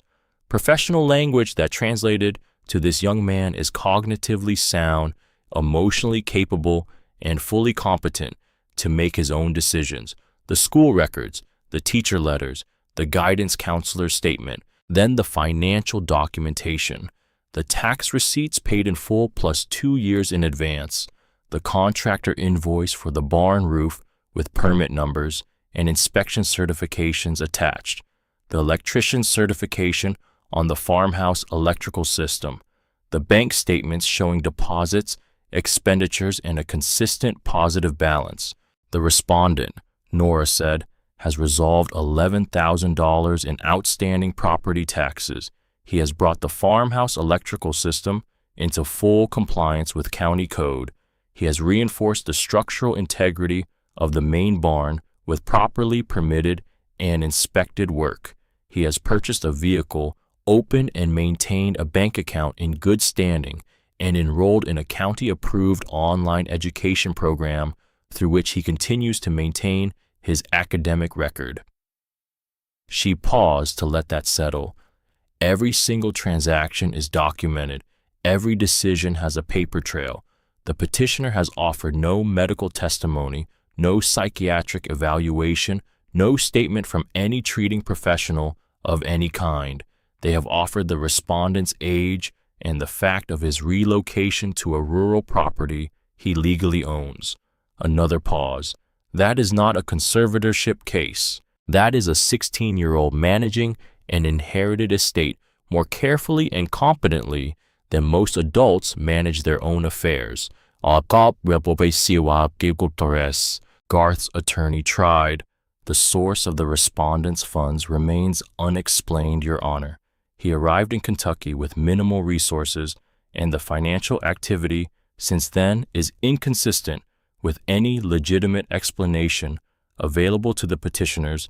The source of the funds is the trust property, Nora said, even and clear. The respondent discovered assets on the farm left by his great-grandfather, which he has been liquidating through documented, legitimate channels with the assistance of a credentialed professional. The trust document explicitly states that all property and contents within the trust boundaries belong to the beneficiary. Those assets are legally his. The sales are legal. The proceeds are his. Every transaction is on file. The judge removed her glasses. She looked at Garth. When a judge removes her glasses and looks at you directly across a courtroom, something is about to be said that she wants you to receive without any buffer between you and the words. Mr. Hale, she said, does the petitioner have medical testimony, a physician's statement, any evidence of any kind beyond your personal concerns about your nephew's living situation? Garth looked at his attorney. His attorney looked at the table in front of him. No, Your Honor, Garth said. Not at this time. The judge was quiet for a measured moment. I'm dismissing this petition, she said. She looked at both sides of the room with the same steady attention. I'll note for the record that petitioning for conservatorship of a minor without any medical basis or professional evaluation is not a neutral act. It causes real harm to the respondent. It consumes this court's time, and it raises questions about the petitioner's motivations that I will leave to other proceedings to examine. She picked up her gavel. The trust is confirmed and on record in this jurisdiction. The respondent's ownership of the property and all contents therein is upheld. This matter is closed. The gavel came down. Garth caught up with him in the hallway. Of course he did. Lucas had been expecting it since he'd walked through the courthouse doors that morning. The formal proceeding was one thing. The hallway was where the actual conversation happened, where the real things got said outside the record. Lucas. Garth's voice was under control, just barely. Lucas stopped, turned. They stood in the courthouse hallway in the November light from the windows. Garth in his expensive charcoal suit, Lucas in Henry's boots. What is on that property? Garth said. Not a question, a demand dressed as one. My family's history. That is not an answer. It's the only answer you're going to get. Garth stepped closer, not threatening, just using his size the way men who are used to being the largest presence in a room instinctively use it. I'm your family. I'm your uncle. I've been trying to look out for your... You signed a letter of intent with Creston Development 6 weeks before Ruth died. Lucas said. Garth went still, completely still.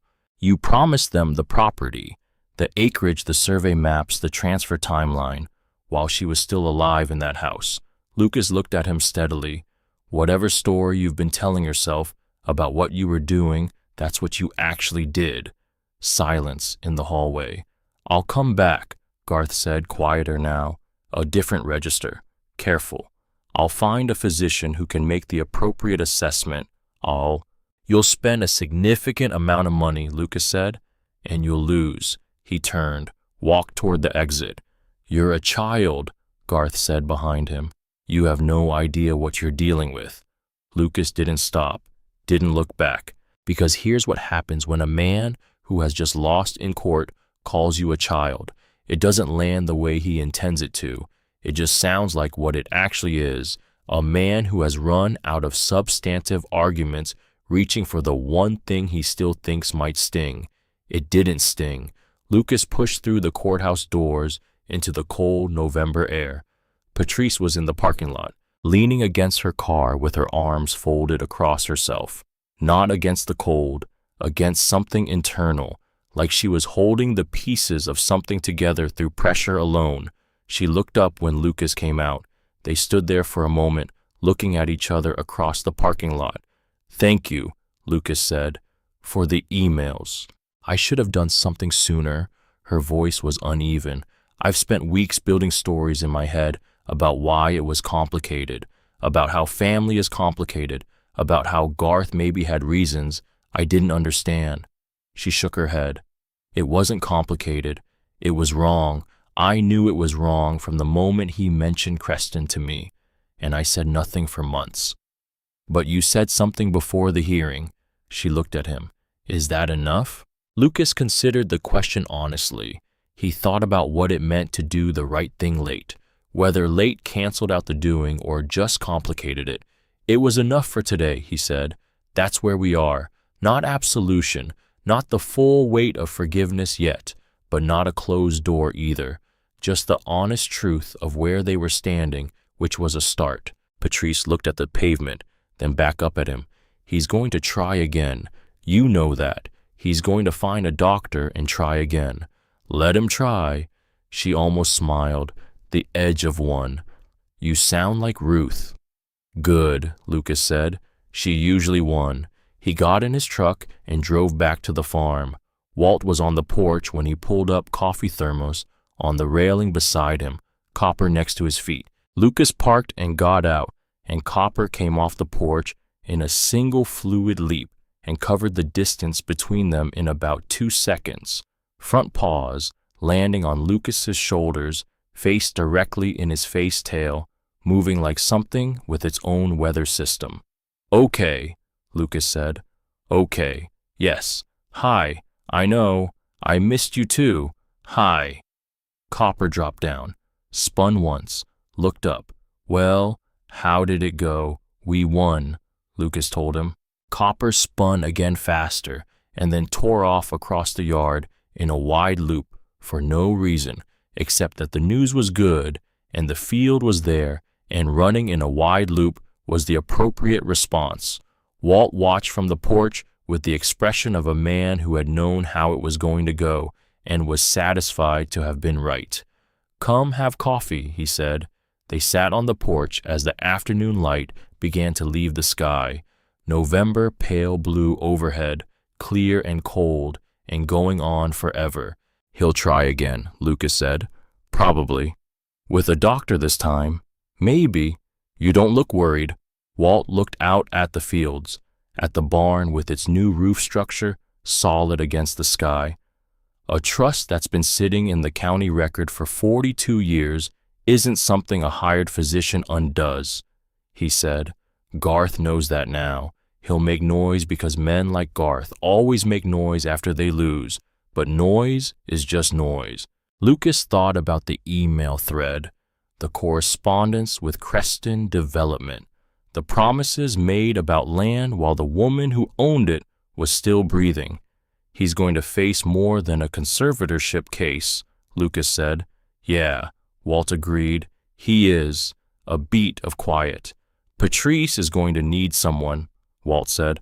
When it gets hard, when she's dealing with the consequences of what she did and what she didn't do, she's going to need someone to talk to who isn't Garth. I know. You gonna be that person. Lucas thought about Patrice in the parking lot, holding herself together, about what it costs to do the right thing when you've waited too long to do it, about what a person needs when they're living with that. When she's ready, he said. Yeah. Walt nodded. They were quiet. The field stretched out pale in the fading light. The barn at the far end of the property, solid now. The farmhouse behind them carrying the smell of wood smoke through the walls from the fire Lucas had learned to build properly. Henry told me something once, Walt said eventually. The last winter, before he went into the hospital, we were sitting just about where we are now. Different chairs, but the same porch. He said. Walt paused for a moment, making sure he had it right. He said the things you build with your hands outlast everything else. What you build with money, with words, with deals and agreements, all of that falls apart when the conditions change. But what you build with your time and your patience and your hands, that stays. Lucas looked at the barn, at the fence line Walt had helped him rebuild, at the house that had been mold and dust and broken windows when he arrived and was now warm and tight and lived in. He was right, Lucas said, usually was. Walt stood up carefully, the cold porch having made his knees express their opinion. I'm going to head back before dark. He went down the steps, stopped at the bottom without turning around. Your mother was right about your hands, he said. Henry's hands, they're good ones to have been given. He walked to his truck, drove away down County Road 7. Lucas sat alone on the porch and watched the last light leave the sky. He went to the barn that evening, not to count inventory, not to check the hatch. He knew what was there. He'd been down the ladder enough times that the layout was mapped in his memory, every shelf familiar, every label readable in his mind without a flashlight. He went because there are places you need to return to in order to fully understand what they mean to you. He opened the hatch, climbed down, stood in the vault with the flashlight off for a moment in the complete dark, just listening to the ventilation system hum its patient mechanical breath. Then he turned on the light. The bottles were where they'd always been. Every one of them, each sealed, each labeled, each one representing an evening Henry Hale had spent in this room instead of somewhere else. Building something he couldn't explain to the people he loved. Protecting something he couldn't name without putting them in danger of knowing it. Lucas walked to the workbench. On the surface, exactly where Henry had left it, under a single full bottle, was the empty envelope addressed to Ruth. Lucas had unfolded it carefully after reading the letter and returned it to its place. It seemed right to leave it there. He looked at it for a while. I was building something Henry had written. I just couldn't say what. His great-grandfather had been afraid his whole life that what he'd built would be taken from him, so he'd buried it, sealed it, poured concrete over it, and lived simply and kept quiet and trusted exactly as many people as he absolutely had to. It had worked, and it had cost him. Every evening in this room instead of upstairs in the house, every conversation cut short or turned aside, every question from Ruth or Diane answered with something that wasn't quite a lie, but wasn't the truth either. The distance between himself and the people he loved maintained carefully because he believed, and maybe he was right, that closeness was risk, and risk was the thing that ended everything. He hadn't been a cold man. He'd been a frightened one. Lucas picked up the empty envelope, turned it over in his hands, set it back down exactly where Henry had left it. He climbed the ladder, closed the hatch, covered it, walked out into the November night. December came slowly to the farm. Lucas worked, not frantically, not anxiously, the way Henry had worked steadily, one thing at a time done right, leaving a record building something meant to last. He enrolled in the online education program through the county. Mrs. Hadley, from his school in Columbus, helped set it up, putting in more effort than her job description required, because that was apparently the kind of person she'd always been. He kept his grades exactly where they'd always been, high. He worked with Desmond on the collection in careful stages, small batches, private collectors who signed confidentiality agreements before they were told anything. The income was steady and properly documented and went through the bank account, nor reviewed on a quarterly basis. By mid-December, he had enough set aside to order the saplings. 12 apple trees from a nursery in Lexington. They'd arrive in March root-wrapped and dormant. He'd plant them himself one at a time in the rows Henry had always meant to plant in the east field, in the soil that had been waiting. 10 years before they bore fruit in any real quantity. He intended to be standing in that field when they did. Patrice called in mid-December on a cold, clear afternoon when Lucas was splitting firewood behind the house. The investigation formally opened, she said. Creston Development's legal team contacted the county prosecutor's office. They're cooperating fully. Apparently, they have very strong feelings about not being implicated in estate fraud. What does that mean for Garth? His attorney is already in negotiation conversations. A pause. The emails are central to everything. Lucas set the splitting maul down. Are you okay? He asked. I think so. She was quiet for a moment. It's strange. I thought I'd feel worse about it. About Garth. We're not close, but he's my brother. Another pause. But mostly what I feel is tired. Tired of having known and said nothing. Tired of the story I told myself about why it was complicated. A breath. You asked me once if it was enough what I did before the hearing. I've been thinking about that. And I think it was enough to start over from, she said. That's what I've decided. Lucas looked out at the east field. Come in the spring, he said, when the trees go in. I'd like that, Patrice said. I'd really like that. January on the farm was the quietest Lucas had ever experienced. Not the absence of sound. The creek at the back of the property ran clear and cold year-round, steady over the stones. Wind moved through the oak branches along the fence line. Deer moved through the fields at dawn. Once, a pair of wild turkeys crossed the yard at close range, which Copper observed with intense interest and admirable restraint, but under all of it, a stillness, the particular stillness of a place that has settled into itself, that knows what it is. Lucas woke before dawn most mornings now, sat at the kitchen table with coffee while the light changed, looking out at the barn, the way Henry must have looked at it from this same window, this same angle for 20 years. He'd been reading Henry's technical notebooks from the vault workbench, the ones stacked and labeled by year. Henry's observations about the aging process, about how different barrel chars affected flavor over time, about temperature variations and their effects on the spirit through seasons and years. Precise, careful observations written in the same small hand as the bottle labels. Henry had been a scientist without calling himself one, a craftsman and a researcher, and a man who paid close attention to everything, who learned from what he observed, who let evidence change his methods. Lucas was learning from him. One Thursday morning in late January, Copper woke him before dawn with a paw on his shoulder and an air of having decided it was time. Lucas got up, made coffee, pulled on his jacket and boots. They went out to the barn together, in the dark, Copper moving ahead on the frost-hard ground with his breath making small clouds. Lucas unlocked the barn, opened the hatch, went down. He stood at the bottom of the ladder for a moment, just stood there in the quiet of the vault, the ventilation humming, the flashlight off, the complete dark. Then he turned on the light and walked to the far end of the shelves, to the 1951 section, barrel 1, bottle 1, the first bottle Henry had labeled and sealed, or the first one he'd kept, the beginning of the beginning.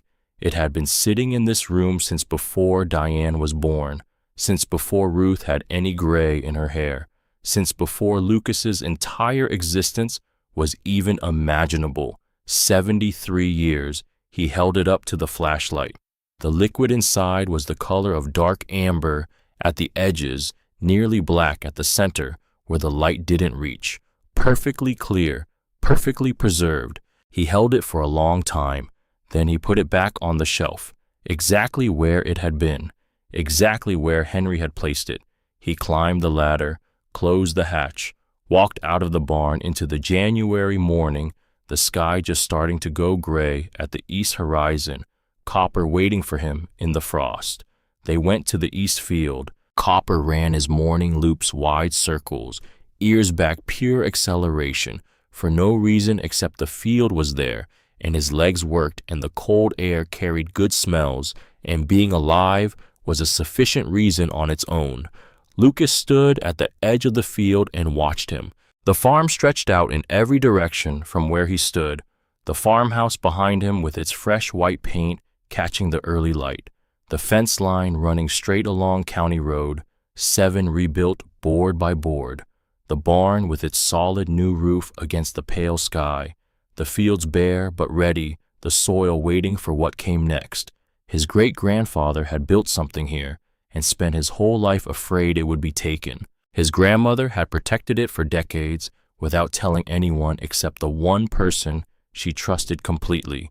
His mother had stood between this land and the wrong outcome, had held the line in 2009 when Garth wanted to sell, had carried the secret of what was under the barn floor for 30 years without saying a word, not to protect herself, but to protect it for whoever came after her. And now Lucas was standing on it, not because he'd been lucky, not because he'd been clever in any way that mattered independently, because they had trusted him with it.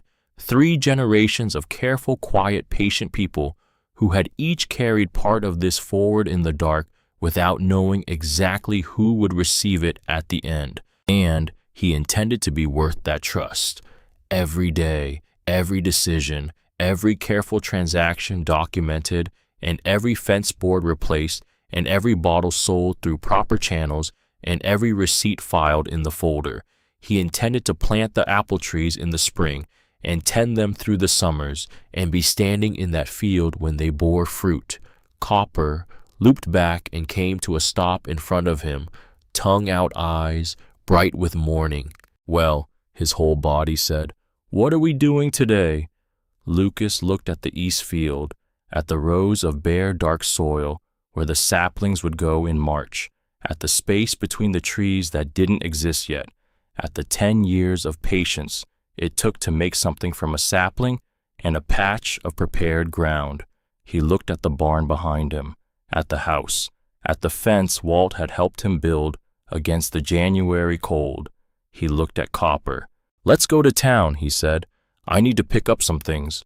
Copper spun once, then twice, then took off toward the truck at a full run, ears flat, all 4 feet, leaving the ground, covering the distance in seconds, like the decision had obviously been made a long time ago, and he had simply been waiting for the human to say it out loud.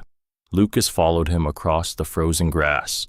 The farm stood behind him in the winter light, still, patient, breathing slow, waiting for spring, the way Kentucky always waits, knowing that the cold is not permanent, that the ground will soften, that what has been protected and tended and kept through the hard months will eventually, in the right season, become exactly what it was always meant to be.